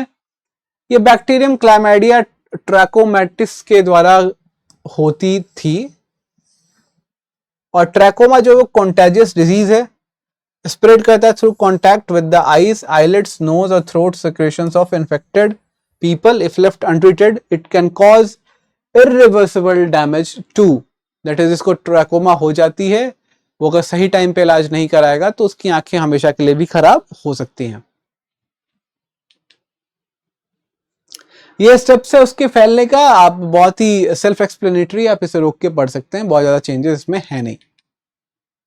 अब एनवायरमेंट के कुछ क्वेश्चंस देखते हैं, एनवायरमेंट के कुछ न्यूज देखते हैं। National biodiversity strategy and action plan tracker, ये रिवील किया गया एट काली कंबोडिया, काली कोलंबिया। कोलंबिया कहाँ है? कोलंबिया जो है वो साउथ अमेरिका की एक राज्य है, आई मीन स्टेट है, एक कंट्री है वहां की। साउथ अमेरिका एक कंट्री है, just west of, just near Venezuela. अगर आप वेनेजुएला देखेंगे, इक्वाडोर में, अभी आपको समझा भी रहा था, उस एरिया में कोलंबिया में अभी UNCBD हुआ है। ठीक है, UNCBD एक ट्रीटी है 1992, जो रियो समिट हुई थी ना, उसकी आउटकम में आया था ये। तो national biodiversity strategy and action plan tracker, जिसमें आया कि ओनली 10% जो नेशंस हैं जिन्होंने इसे साइन किया है वो इसे मीट कर रहे हैं। ठीक है, ये पहला मेजर मीटिंग है since adoption of the Kunming Montreal global biodiversity framework. अब एक Kunming Montreal global biodiversity framework क्या है, ये आपको कमेंट बॉक्स में डिटेल में बतानी है। मैं आपको बस एक हिंट देता हूँ, कुछ गोल्स हैं, जैसे सस्टेनेबल डेवलपमेंट गोल्स होते हैं, वैसे ही कनमिंग वाला जो अपना प्रोटोकॉल है उसमें भी कुछ गोल्स है जो कि खास तरीके से बायोडाइवर्सिटी को प्रोटेक्ट करने के लिए हमें दिशा निर्देश देते हैं। ये अपना डेटा है, आपको इतनी इंपॉर्टेंट ये है नहीं। वाल्मीकि टाइगर रिजर्व, देखिए ये जो है ये वेस्ट चंपारण इलाका है बिहार का। यहाँ पे वाल्मीकि टाइगर रिजर्व जो कि ओवरलैपिंग है, यहाँ अगर आप देख सकते हैं तो ये नेपाल वाला इलाका है। यहाँ पे एक चितवन करके जगह है, चितवन, इससे ओवरलैपिंग है, that is Valmiki tiger reserve is quite overlapping with Chitwan. ठीक है, तो अब वाल्मीकि टाइगर रिजर्व के बाद जो बिहार में सेकंड टाइगर रिजर्व बन रही है वो बन रही है कैमूर वाइल्ड लाइफ सेंचुरी को टाइगर रिजर्व बना रहा है। कैमूर इज दिस, कभी इसको भभुआ भी बोलते हैं हम। ठीक है, और वीटिया से कुछ टाइगर लाके यहाँ पे रिलोकेट किया जाएगा। World living planet report, world wild life fund ने लिविंग प्लैनेट रिपोर्ट निकाला 2024 का, जिसमें रिवील किया है कि 73% डिक्लाइन है ग्लोबल वाइल्ड लाइफ पॉपुलेशन में सिंस 1917, यानी 1970 से 73%, यानी ऑलमोस्ट 3/4 डिक्लाइन हो चुका है ग्लोबल वाइल्ड लाइफ पॉपुलेशन में। ठीक है, कुछ फैक्टर्स भी इसने बता दिए हैं, बहुत ज्यादा इंपॉर्टेंट नहीं है फैक्टर्स, अगर आप जनरली पढ़ना चाहें तो पढ़ सकते हैं। नए इको सेंसिटिव जोन्स बनाए गए हैं ministry of environment and forest and climate change के द्वारा। 2 प्लेसेस को इको सेंसिटिव जोन का दर्जा दिया गया, Namdapha national park and tiger reserve of Arunachal Pradesh and Kamlang wildlife sanctuary and tiger reserve of Arunachal Pradesh. यानी अरुणाचल प्रदेश अगर आप ऐसे देखें तो दिस इज, ये अरुणाचल प्रदेश का इलाका है। यहाँ पे नामदफा और कामलांग 2 जगह, 2 चीजें हैं जिसको इको सेंसिटिव जोन का दर्जा दिया गया है। इसमें क्या होता है कि एडिशनल प्रोटेक्शन मिलेगा टू द कोर सेक्शन, यानी अलग जो सेंट्रल सेक्शंस हैं उसको एडिशनल प्रोटेक्शन मिलेगी। ठीक है, जैसे फॉरेस्ट को डिवाइड किया जाता है ना, buffer zone, core zone, transition zone, ठीक है, ट्रांजिशन, बफर और कोर जोन। तो इस कोर जोन को बहुत ज्यादा प्रोटेक्शन मिलेगी इस डेजिग्नेशन के साथ, यानी इको सेंसिटिव जोन के डेजिग्नेशन के साथ। Namdapha Tiger Reserve, originally designated as reserve forest, was declared a wildlife sanctuary in 1972 under the Assam Forest Regulation। ठीक है, तो ये कुछ बेसिक इंफॉर्मेशन हैं, इसको आपको बस रीड कर लेना है। आगे देखिए, मध्य प्रदेश की 8वीं टाइगर रिजर्व है, ये बहुत इंपॉर्टेंट न्यूज है। ठीक है, राटा पानी जो वाइल्ड लाइफ सेंचुरी है जो कि भोपाल के पास में लोकेटेड है, वो 8वीं टाइगर रिजर्व हो जाएगी स्टेट की। अगर आप देखें तो ऑलमोस्ट 10 नेशनल पार्क्स हैं मध्य प्रदेश में, बिकॉज यहाँ बहुत ज्यादा one of the highest forest cover वाला स्टेट भी है। तो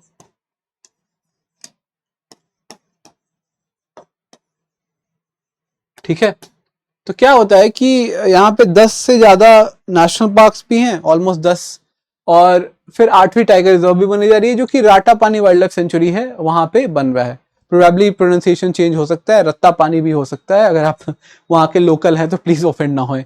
ठीक है, इसको टाइगर स्टेट का दर्जा भी मिल चुका है क्योंकि यहाँ पे 825 830 टाइगर्स मिल चुके हैं ड्यूरिंग काउंटिंग। ये है पूरा का पूरा मध्य प्रदेश और उसके wild life sanctuary, tiger reserve और नेशनल पार्क्स। आप देख सकते हैं जहां एनपीटीआर लिखा हुआ है वो नेशनल पार्क और टाइगर रिजर्व दोनों हैं, जहां एनपी लिखा हुआ है वो नेशनल पार्क्स हैं, जहां डब्ल्यूएस लिखा है वो वाइल्ड लाइफ सेंचुरीज हैं। देखिए, ये रहा राटा पानी वाइल्ड लाइफ सेंचुरी। सबसे पहले तो ये देख लें क्योंकि ये न्यूज में थी। ठीक है, अब उधर देखें Gandhi Sagar wildlife sanctuary, Saliana wildlife sanctuary, Sardarpur, dinosaur fossils national parks Madhya Pradesh में है, वन बिहार नेशनल पार्क। देखिए, भोज जो है वो वेटलैंड है, भोज वेटलैंड है। Orchha wildlife sanctuary, Madhavgarh national park, Panna national park, Sanjay national park, Bandhavgarh, Ghughua and Mandla fossil national park, Kanha national park, Satpura and Pench. Pench जो है ये इधर महाराष्ट्र में भी जो एरिया है उसमें भी एक पेंच होता है। बोरी वाइल्ड लाइफ सेंचुरी भी राटा पानी से साउथ में पड़ती है। नेक्स्ट देखते हैं हम international news. Spice 2000 bomb, Israel ने लॉन्च किया spice 2000 bomb to destroy a building in Beirut, Lebanon. Lebanon में के बेरेट जो जगह है वहां पे स्पाइस 2000 बॉम्ब का यूज करके इजराइल ने एक बिल्डिंग को उड़ा दी। इस बॉम्ब को स्मार्ट बॉम्ब्स कहा जाता है क्योंकि one of the most powerful war heads हैं ज्यूइश कंट्री के आर्सेनल में। स्पाइस सिस्टम जो है मैन्युफैक्चर की जाती है राफेल के द्वारा। देखिए यहाँ राफेल का लोगो भी लगा हुआ है और ये स्पाइस 2000 लिखा भी हुआ है। Terminal high altitude area defence, ये जो है यूएसए की जो है ये हाई ऑल्टीट्यूड एरिया डिफेंस है, इसको थाड़ बोलते हैं अगर ऐसे पढ़े तो। ठीक है, इजराइल को यूएसए ने अपनी थाड़ भेजी है। उस समय पे बहुत ज्यादा वो गाजा स्ट्रिप वाली धमकियां चल रही थी, तो यूएसए ने अपने थाड़ भेजे, इजराइल में डिप्लॉय किए। ये हाई ऑल्टीट्यूड पे ही आने वाले मिसाइल्स को रोक लेते हैं। जैसे S-400 है हमारे कंट्री में अभी रशिया मेड, उसी तरीके से थाड़ भी है जो कि यूएसए के द्वारा बनाई गई है। ऑलमोस्ट सिमिलर काम करने का तरीका है, आई मीन ऑब्जेक्टिव सेम है। इसको लॉकहीड मार्टिन ने बनाई है थाड़ को। नेक्स्ट देखते हैं DG framework, United states, Japan और साउथ कोरिया ने अनाउंस किया है digital infrastructure growth initiative India framework के लिए। इसको डीजी फ्रेमवर्क भी कहते हैं। ये इनिशिएटिव एम करता है to support digital infrastructure projects in India focusing on areas like 5G, open RAN, submarine cables, optical fibres, network, telecom towers etcetera. यानी ये डिजिटल इंफ्रास्ट्रक्चर को प्रोटेक्ट करने के लिए या उसे प्रमोट करने के लिए एक कंप्लीट फ्रेमवर्क है डीजी फ्रेमवर्क। वो उस पे काम कर रहा है यूएसए और जापान और साउथ कोरिया।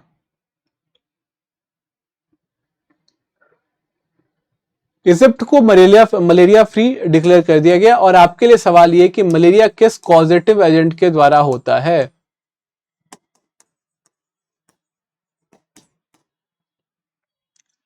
इजिप्ट को मलेरिया फ्री डिक्लेयर कर दिया गया यूएचओ डब्ल्यूएचओ के द्वारा 2024 को 20 अक्टूबर को डिक्लेयर किया गया।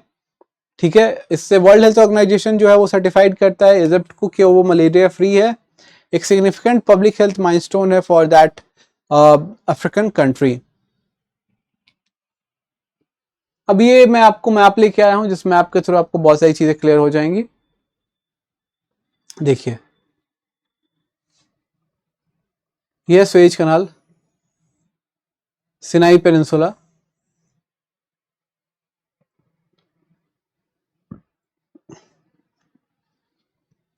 यहां पे Israel Gaza strip, Israel, Lebanon, Jordan, Syria, ये सारी चीजें हैं। यहां पे आता है गल्फ ऑफ अकाबा। ठीक है, ये रेड सी है, स्ट्रेट ऑफ हॉर्मुज यहां से होती है। ठीक है, तो ये सारी बेसिक चीजें हैं जो हमें याद होनी चाहिए। प्रबोवो सुबियांतो, इनको 8th प्रेसिडेंट नियुक्त किया गया इंडोनेशिया का, जिन्होंने सक्सीड किया जोको विडोडो को। तो हमें उनका नाम तो फिर भी याद होना ही चाहिए, पर उसके अलावा हमें जो बेसिक्स हैं वहां के, जो जियोमॉर्फिकल फीचर्स हैं, उसको देख लेते हैं थोड़ा। ये सुमात्रा, ये जावा, जावा माउंट मेरापी, माउंट सुमेरु, दो इंपॉर्टेंट है। बाली आइलैंड भी वहीं पे है, जावा में। उसके अलावा अगर आप देखें तो कालीमंचन आइलैंड है ये। ठीक है, मलुकू आइलैंड है, सालिड सी है यहां पे, ये फिलीपींस है। सॉरी। अब नेशनल न्यूज देखेंगे। साइक्लोन स्टॉर्म दाना ने हिट किया ओडिशा और वेस्ट बंगाल के कोस्ट को, ये वाले इलाके को। ठीक है, ऑलमोस्ट 120 किलोमीटर प्रति घंटा की रफ्तार से। दाना को जेनरोसिटी कहते हैं, इसको कतर ने नाम रखा है इस बार। हु नेम्ड इट का क्वेश्चन तो बहुत बार आ चुका है, इसलिए हम हु नेम्ड इट याद रखें, कतर ने नाम रखा है। नेक्स्ट देखेंगे, प्रधानमंत्री नरेंद्र मोदी ने विरासत म्यूजियम ट्राइबल विरासत म्यूजियम लॉन्च किया गया उनके द्वारा महाराष्ट्र में, बंजारा कम्युनिटी के रिच हेरिटेज को प्रोटेक्ट करते हुए। ठीक है, ये रही अपनी वो म्यूजियम।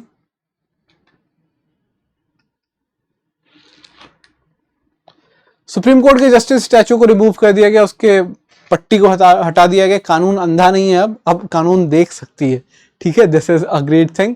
सो हमारे डीवाई चंद्रचूड़ साहब ने कहा कि अब तो कब तक कानून को अंधा माना जाएगा, अब कानून को देखने दो। ठीक है, तो उन्होंने इसके पट्टी को हटा दिया और अब ये तराजू हाथ में लेके घूमती हैं, हाथ में कॉन्स्टिट्यूशन ऑफ इंडिया भी लेके घूमती हैं। ये हमारी न्याय की आंटी हैं, न्याय वाली आंटी हैं। ठीक है, अब इनकी आंखें आ गई हैं वापस, यानी अब गांधारी नहीं रही, इन्होंने अपने आंखें खोल ली हैं और हाथ में एक कॉन्स्टिट्यूशन की किताब लेके आंटी घूमती हैं। ठीक है, keep it on lighter note, just for the sake of remembering things. मैंने आपको बोला ऐसे, कोई ऑफेंड नहीं होएगा। ठीक है,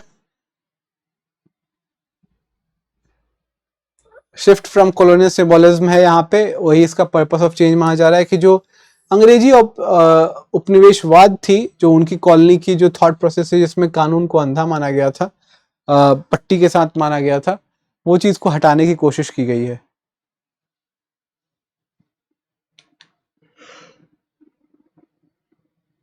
हम इकोनॉमी के न्यूज देख लेते हैं। बिहार में ड्राई पोर्ट बनाया गया बिहटा पटना में। अब देखिए, बिहार की अगर आप न्यूज देखेंगे, अब बिहार के मैं आपको मैप दिखा देता हूं।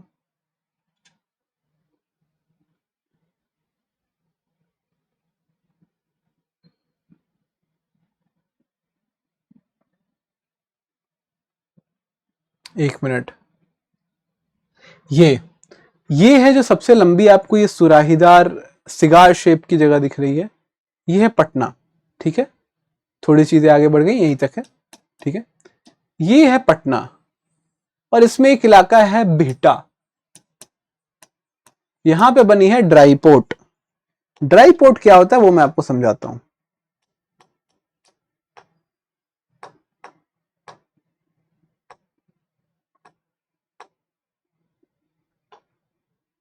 देखिए, क्या होता है कि अब इंडिया का अगर आप मैप ऐसे बहुत ही रफ में ड्रॉ कर रहा हूं, अगर आप देखें तो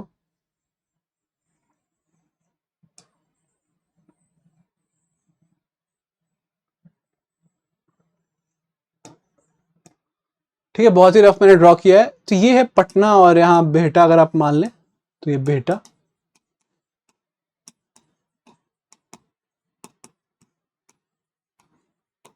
और यहां पे है कोलकाता का Haldia port.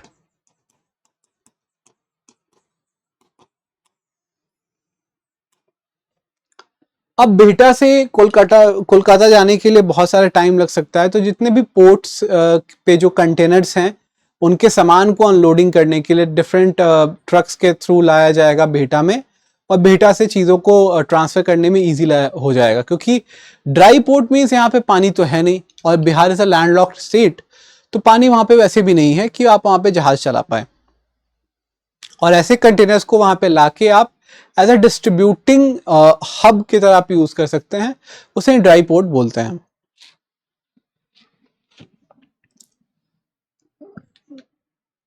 National electricity plan है, इंडिया ने अनवील किया है national electricity plan, targeting 500 gigawatt का रिन्यूएबल एनर्जी कैपेसिटी बाय 2030। यानी 2030 तक हम लोगों ने 500 गीगावाट को रिन्यूएबल एनर्जी से लाने की कोशिश करने की पूरी चेष्टा कर रहे हैं। और ये डेवलप किया गया है सेंट्रल इलेक्ट्रिसिटी अथॉरिटी के द्वारा ये प्लान, और नेशन का जो गोल है 2070 तक कार्बन न्यूट्रल होने का, उसको अचीव करने में ये बहुत हेल्प करेगा। फिर यहाँ पे जनरेशन कैपेसिटी के टारगेट है। डेटा बहुत ज्यादा इंपॉर्टेंट अगेन मैं आपको बता रहा हूँ नहीं है, आपको बस एक बार एक सरसरी निगाह से रीडिंग करनी है।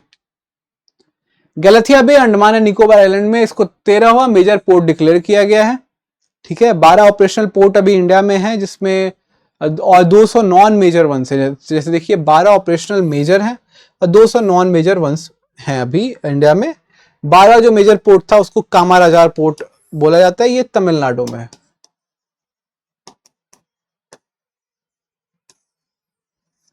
ठीक है, नेक्स्ट मैं आपको अंडमान के अगेन मैप बता दूंगा। जो भी लोकेशन आ रहा है ना, हमें उस लोकेशन को बहुत ही तरीके से प्रिपेयर कर लेना है, वो हमें काफी हेल्प करता है। देखिए north Andaman, middle Andaman, south Andaman, little Andaman. Little और साउथ के बीच में एक है पैसेज, जिसको कहते हैं डंकन पैसेज। तो यानी आपसे पूछे कि डंकन पैसेज किस दो आइलैंड्स के बीच में है, तो साउथ अंडमान और लिटिल अंडमान के बीच में है। ठीक है, यहाँ पे माउंट है, कुछ माउंटेन्स है, माउंट हैरियट है, साउथ बटन आइलैंड है, रानी झांसी मरीन नेशनल पार्क है, नॉर्थ बटन आइलैंड है, मिडल बटन आइलैंड है, सैडल पीक है। इसके जो 4 पीक्स है ना, SDKT, ये 4 पीक्स होते हैं, सैडल, डियावोलो, उसके बाद एक थुल्लर है, और के से मैं मिस कर रहा हूं, आप इसे कमेंट में बता सकते हैं कि जो के से जो एक और यहाँ की माउंटेन है उसका के से क्या नाम है। ठीक है, कैम्बेल बे नेशनल पार्क और गैलेथिया बे नेशनल पार्क, ये जो ग्रेट निकोबार आइलैंड है उसमें है। ठीक है, तो कोई भी अगर आपसे बोले कि अंडमान निकोबार में गैलेथिया बे है, बिल्कुल गलत, वो खासकर निकोबार में है। ठीक है, इंडेक्स ऑफ 8 कोर इंडस्ट्रीज, यहां पे अगर आप देखें तो ये 8 मेजर चीजों के बारे में बात करता है। इसका कोड है CCC फंड्स। मैं आपको बताता हूं कैसे याद कर पाएंगे आप इससे। जो इंडेक्स है 8 कोर इंडस्ट्री का, ये डिक्लाइन कर गया 1.8% से provisionally in August 2024 as compare to index in August 2023। Production है स्टील और fertilizer recorded positive growth in August 2024। Final growth rate of index of 8 core industry for May 2024 stands at 6.9%।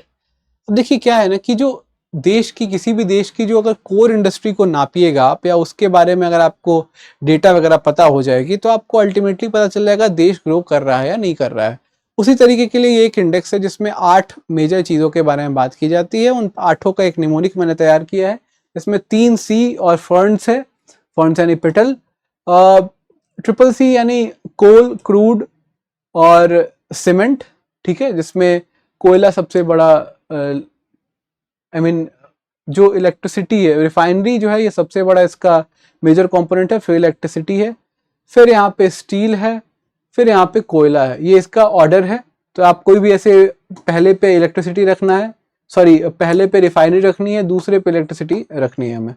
ठीक है, तो देखिए कोल, क्रूड ऑयल, सीमेंट, 3C का काम हो गया। F से आ गया फर्टिलाइजर, E से आ गया इलेक्ट्रिसिटी, R से रिफाइनरी, N से नेचुरल गैस और S से स्टील। तो ये 8 हमें कंपोनेंट्स याद आ जाएंगे। जो 8 कोर इंडस्ट्री हैं इनका 40% का वेट है in the index of industrial production. अब IIP भी एक इंडेक्स होती है। अब इसे कौन जारी करता है ये आपको जानना है। IIP इंडेक्स कौन जारी करता है? फेमस बुक्स एंड ऑथर्स, ये एक लिस्ट है जिसको आपको पढ़ना है बस। मेरे हिसाब से जो ज्यादा इंपॉर्टेंट है, mother Mary comes to me और अरुंधति रॉय की एक बुक है, ये याद रख लीजिएगा आप। Lara the England chronicles, ban Lara और फिल वॉकर के द्वारा लिखी गई है, ये आप याद कर सकते हैं। Mountain mammals of the world, doctor MK Ranjit Singh, अगर आप चाहें तो याद कर सकते हैं। और MK रंजीत सिंह जो है ना, ये MK रंजीत सिंह, इन्होंने एक केस लड़ी versus union of India in 2024। Same इसी केस से नेम है उनका। ये केस हमें राइट टू क्लीन एनवायरनमेंट की बात करता है। Sorry, right to clean environment अगर मैं से लूज सेंस में बोल रहा हूँ, लेकिन right to be free from the ill effects of environment, ठीक है, ये ग्रांट करता है हमें। तो आपको इस जजमेंट के बारे में थोड़ा ठीक से पढ़ना होगा। इंपॉर्टेंट डेज एंड डेट्स है, खासकर इसमें अगर आप international day of non violence देखेंगे 2 अक्टूबर को है। वर्ल्ड टीचर्स डे का थीम आपको याद करना होगा, towards a new social contract for education. Mental health day आप पढ़ सकते हैं, गर्ल चाइल्ड डे पढ़ सकते हैं, या फिर international day of rural women पढ़ सकते हैं, वर्ल्ड स्टूडेंट डे पढ़ सकते हैं, international day for eradication of poverty पढ़ सकते हैं, और नेशनल यूनिटी डे 31 अक्टूबर को, जो कि सरदार वल्लभ भाई पटेल के जन्म दिवस पे मनाई जाती है, वो आप पढ़ सकते हैं। ज्यादा इंपॉर्टेंट और कोई है नहीं। अब गवर्नमेंट स्कीम्स देख लेते हैं थोड़ा सा। क्लासिकल लैंग्वेजेस के बारे में देखेंगे। यूनियन कैबिनेट, जो कि प्राइम मिनिस्टर श्री नरेंद्र मोदी के द्वारा हेड किया जाता है, उन्होंने कन्फर्म किया है मराठी, पाली, प्राकृत, असमीज और बंगाली लैंग्वेजेस को क्लासिकल लैंग्वेजेस का दर्जा दिया है। ठीक है, पहले से जो है वो है तमिल, संस्कृत, तेलुगु, कन्नड़ा, मलयालम, उड़िया। पहले से 6 क्लासिकल लैंग्वेज है, अभी 5 और मिल गए, टोटल हो गए 11 क्लासिकल लैंग्वेजेस, जिसमें है मराठी, पाली, प्राकृत, असमीज एंड बंगाली। अब टोटल 11 क्लासिकल लैंग्वेज है। हमारे देश में लिंग्विस्टिक एक्सपर्ट कमेटी बिठाई जाती है, जो कि मिनिस्ट्री ऑफ कल्चर के अंतर्गत बैठती है। Along with साहित्य अकादमी unanimously revise the criteria as below। Criteria क्या क्या है?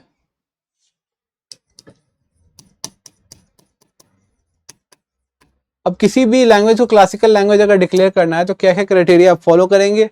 सबसे पहले तो उसकी अर्ली टेक्स्ट होनी चाहिए, रिकॉर्डेड हिस्ट्री होनी चाहिए, और लगभग 1500 से 2000 ईयर्स तक का रिकॉर्डेड हिस्ट्री होनी चाहिए। बॉडी होनी चाहिए एंशिएंट लैंग्वेज लिटरेचर की, जैसे टेक्स्ट या कोई बुक। ठीक है, इसको हेरिटेज माना जाना चाहिए बाय जनरेशन ऑफ स्पीकर्स, और उसको हेरिटेज मान के काम करे। क्लासिकल लैंग्वेज और literature should be distinct from its current form, यानी इसकी जो क्लासिकल लैंग्वेज होती है वो अभी के फॉर्म से डिस्टिंक्ट हो, क्योंकि अभी जो फॉर्म यूज किए जाते हैं वो बहुत सारे लैंग्वेज के अपभ्रंश फॉर्म यूज किए जाते हैं, जिसमें बहुत सारे चीजें ट्वीक हो चुकी हैं, उनकी जो ओरिजिनलिटी है वो लॉस्ट हो चुकी है। इसलिए एक ओरिजिनल फॉर्म में थोड़ा डिफरेंस तो होना ही चाहिए, सो दैट क्लासिकल लैंग्वेज को माना जाए। ठीक है, ये भी एक्स्ट्रा इन्फॉर्मेशन है। Again this is extra information, अगर आपको याद रखना है तो आप रख सकते हैं। ये आपको टाइमलाइन मिल जाएगा, सबसे पहले तमिल को दिया गया था, फिर संस्कृत, फिर तेलुगु, फिर कन्नड़ा, मलयालम, उड़िया, इस तरीके से।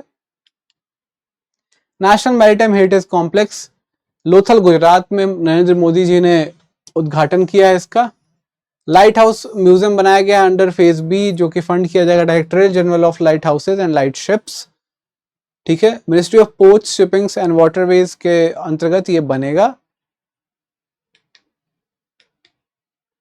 सो इसके साथ हमने सारे इंपॉर्टेंट करंट अफेयर्स जो अक्टूबर के थे वो हम लोगों ने कंप्लीट कर लिया है।